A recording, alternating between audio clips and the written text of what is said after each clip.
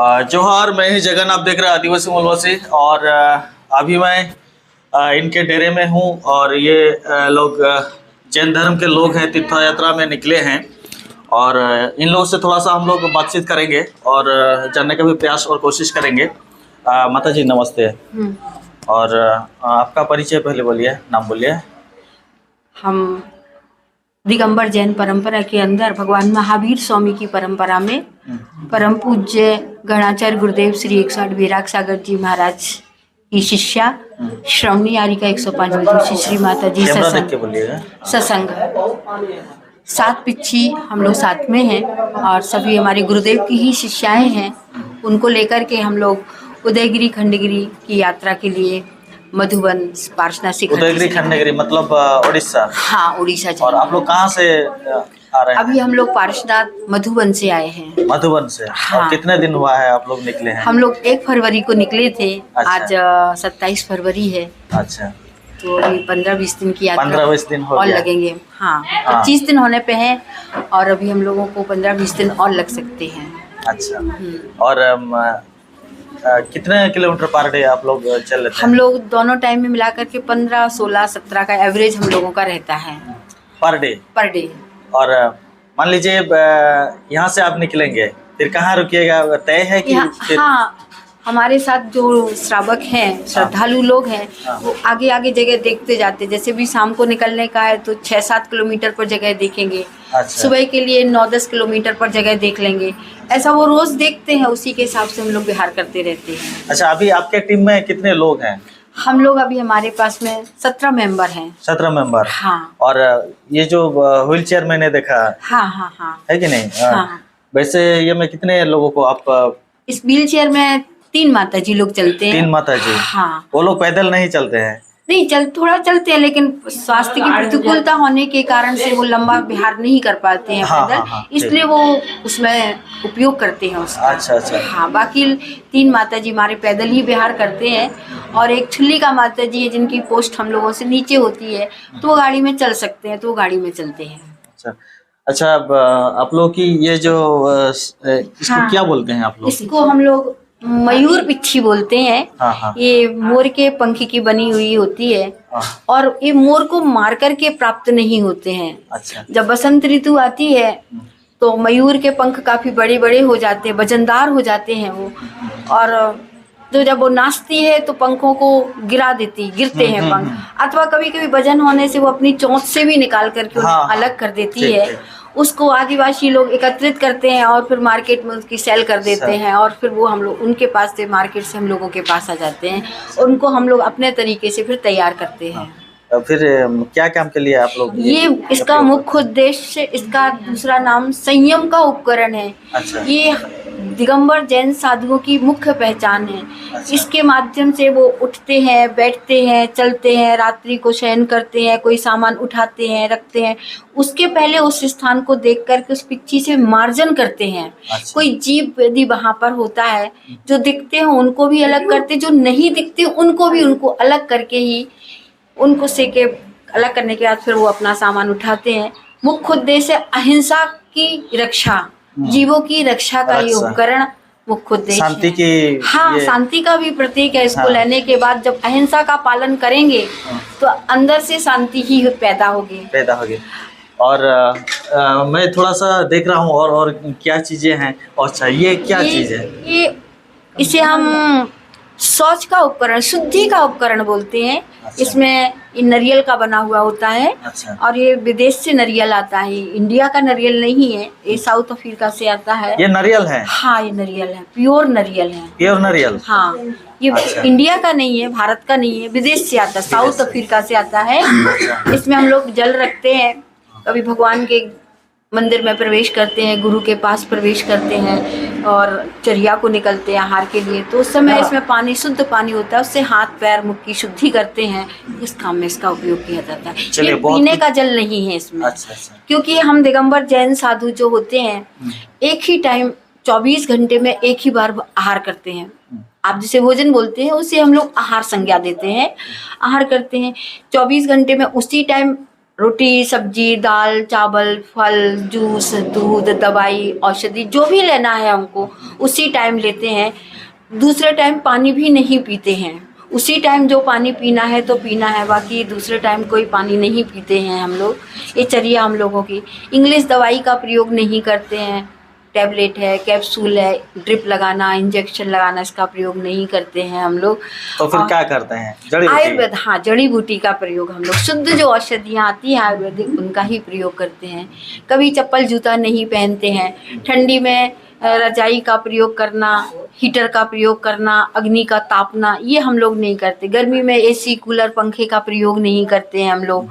और 4 महीने के अंदर अपने हाथ से अपने बालों को निकालते हैं, ये हम लोगों की चर्या होती है। और अपनी गुरु भक्ति में संलग्न रहते हैं। चटाई का प्रयोग करते, प्लास्टिक की चटाई अथवा घास की जो चटाई बनी होती है उसका ही प्रयोग हम लोग करते हैं। और कभी जूता चप्पल आदि का प्रयोग नहीं करते। हमारे गुरुदेव हैं परम पूज्य गणाचार्य गुरुदेव श्री ईश्वर राग सागर जी महाराज हैं। इनके हम लोग ये हमारे जो गुरु होते हैं। हम तो चूंकि महिला है तो एक साड़ी पहनना हम लोगों को आवश्यक है, क्योंकि हम लोग नग्न नहीं रह सकते। हाँ। महिला नग्न नहीं रह सकती है तो एक वस्त्र पहनना आवश्यक। तो हम लोग एक ही साड़ी पहनते हैं, 8 मीटर की साड़ी होती है वो, उसी को अपने इस तरीके से पहनते हैं कि पूरा शरीर कवर हो जाता है। लेकिन हमारे जो गुरु होते हैं, जो पुरुष होते हैं, वो निर्वस्त्र रहते हैं, वो वस्त्र नहीं पहनते, वस्त्र नहीं पहनते। कितनी भी ठंडी गर्मी बरसात ओले सोले कुछ भी स्वास्थ्य 19 हो जाए 20 हो, कोई विकल्प नहीं है इनकी चर्या के अंदर में। तो आपके गुरु कहाँ रहते हैं? अभी हमारे गुरुदेव एमपी में है। एमपी में? हाँ। किस जगह में? एमपी में भी उनका विहार चल रहा, वो भी पद विहार कर रहे हैं। अच्छा। छतरपुर के पास में वो हैं। तो और इनकी जो साधना होती है, इनका मुख्य उद्देश्य है अहिंसा का प्रचार करना। लोगों को जो आज लोगों में प्रचलन चल रहा है मांस खाने का, मछली खाने का, अंडे खाने का, वो लोग समझाते हैं लोगों के लिए कि देखो इसको खाने से कितनी उनको कष्ट होता है। जिनको आप खाते हैं उनको भी कष्ट तो उनका भी परिवार होता है। किसी व्यक्ति के परिवार में से किसी व्यक्ति को अलग करोगे तो उस परिवार को कष्ट होगा, और जिसको अलग करोगे उसको भी कष्ट होगा, और उसका जीवन आप समाप्त कर देते हैं। आप दूसरों को मार करके अपना आनंद लेना चाहते, खुश होना चाहते, लेकिन दूसरों को मार करके खुश कभी नहीं हो सकते। दूसरों को दुख देने से दुख ही मिलेगा आपको, सुख नहीं मिल सकता है। तो लोगों को अंडा मांस मछली से दूर करते हैं कि नहीं, ये रोग बीमारी के घर हैं, ये आहार महंगा आहार पड़ता है, स्वास्थ्य के लिए भी हानिकारक है, और धर्म की अपेक्षा से भी गलत है। धर्म का कोई भी धर्म ये नहीं कहता किसी को मार करके खाओ। कोई भी धर्म नहीं बोलता। ये ठीक है, खाते हैं, धर्म के नाम पर लोग खाते हैं, लेकिन धर्म कभी नहीं बोलता है। हमने भी बहुत सारे लोगों से मुलाकात होती है तो हम बोलते हैं कि वो जिस दिन विशेष पूजा करते हैं उस दिन वो मांस नहीं खाते। तो मैंने कहा क्यों नहीं खाते हो? आपके धर्म में जब लिखा है तो विशेष पूजा में भी होना चाहिए। नहीं, विशेष हमारा मान लो व्रत है। हमने कहा व्रत में नहीं खाते हो और वैसे खाते हो, इसका अर्थ है कि आपके धर्म में भी खाना नहीं लिखा है। आप भगवान को भी प्रसाद में नहीं चढ़ाते। क्यों नहीं चढ़ाते? क्योंकि भगवान नहीं खाते और आप उन्हीं भगवान के भक्त होकर के खाते हो। तो ये धर्म हमको समझ में नहीं आता है कैसी पर। तो इनका मुख्य उद्देश्य दया और करुणा का प्रचार प्रसार करना, लोगों को यहाँ से निकालना, व्यसनों से मुक्त कराना। आज फैशन चल रहा है शराब पीने का, सभी लोग पीते हैं, इसके बिना काम नहीं चलता। ऐसा नहीं कि काम नहीं चलता है, सबके बिना काम। जब आप पैदा हुए थे तब तो नहीं करते थे ना आप, तब तो काम चला ना आपका। तब आप मांस भी नहीं खाते थे तो भी काम चला आपका। तो इसके जीवन का हमारा आवश्यक सामग्री नहीं है कि इसके बिना हमारा जीवन नहीं चलेगा। क्योंकि हमने अपनी आदतों को ऐसा खराब कर लिया है कि हम बोल देते कि इसके बिना नहीं चलता है। यदि नहीं चलता होता तो फिर साधु संत का भी नहीं चलना चाहिए था। लेकिन दुनिया में ऐसे भी तो लोग हैं जिनका इसके बिना जीवन चल रहा है। तो हमारे गुरुदेव का अहिंसा, व्यसन मुक्ति और लोगों को शाकाहार की ओर प्रेरित करना।